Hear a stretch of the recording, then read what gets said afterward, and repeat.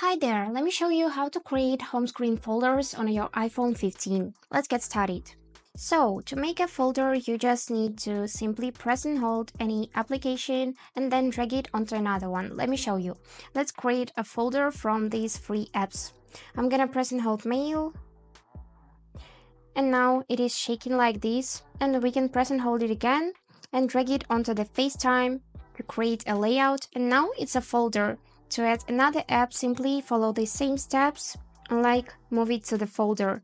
Now we can tap it and we can rename it. For example, like this, and we can also use emojis.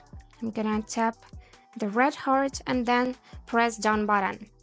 To save this folder, you would need just simply press down button.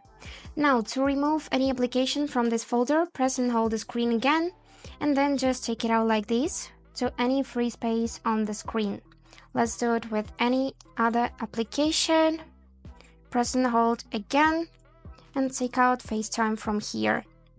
And now the folder has been removed, and all is left is to just tap the down button. And here is how it works. And that's it. Hope this video helped. Thank you so much for watching.